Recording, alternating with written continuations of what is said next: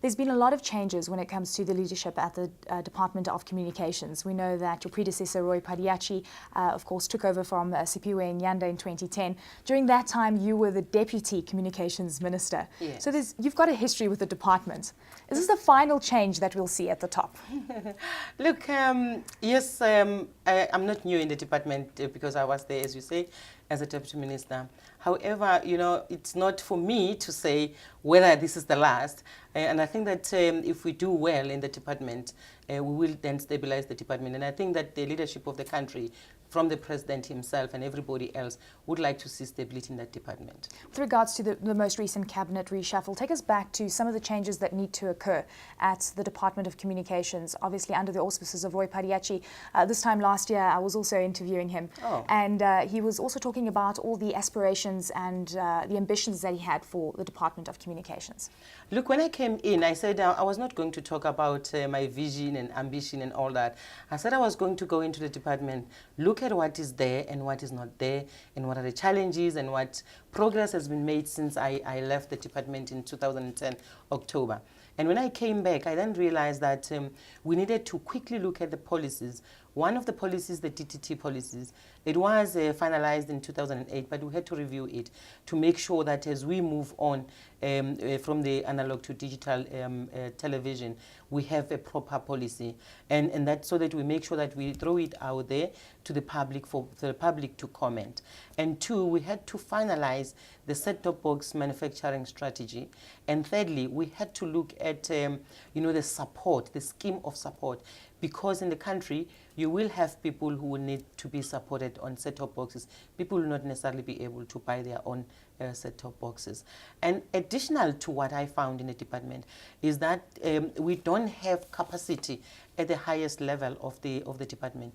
We have so many vacancies. We have about 8 DDG positions that are funded and are vacant now, and we only have 1 DDG that has been appointed full-time. All the others are acting, and therefore my take is that my responsibility is to start there, to stabilize the department by making all these appointments. And I have promised myself and the team that we're going to work very hard to make sure that by end of this financial year, which is March 2012, we will have actually appointed, if not all, at least 6 of them. Clearly, you've set a lot of targets, and Yes. some would say that is, of course, quite a big task, because also you've set quite a strong deadline for March 2012 when it comes to digital broadcasting and the finalization of all the regulation and the policies Yes. that need to be implemented. Tell us about some of the other targets that you're going to be implementing into the year. We also know local loop unbundling is one of them. We have the auction of the spectrum, which is still very hotly debated as well. Have you also set targets for those? Yeah, look, the local loop unbundling is a matter that we have now left in the hands of ICASA, and ICASA is going to come back to us and give us recommendations as a department. And until then, we will not be able to discuss on the issues around the local loop unbundling. But two, because as you would know, again, on local loop unbundling, my predecessors are the ones that issued the policy directives, and then ICASA must act on it.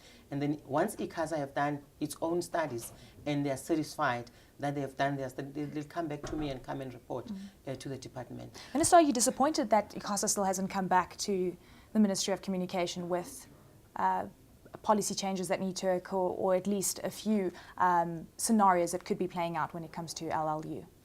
No, look, I wouldn't say that I am not happy about it, because I am not very sure what was it that made them to not to go into it. They work with so many policy directives from the department on a daily basis, and as you would know, there are only 9 councillors there. So probably it's a question of capacity. I am engaging ICASA. We're going to have a meeting soon, because we want to turn around ICASA and assist ICASA's business model to be able to deal with the work that they have to do and implement their mandate. But you spoke about spectrum, that is the policy directive. It's out there. I'm sure you had noted that we have extended yesterday.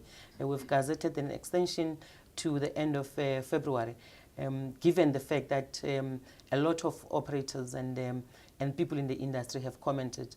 And I saw that it means that we have given them a short space of time for them to comment. We have then extended. But also because you would note that in Geneva, as we speak now, there's the World Radio Communications Conference going on. And we suspect that probably that conference, because it's a radio conference, it will discuss spectrum, and they may want to allocate, extend the allocation of spectrum.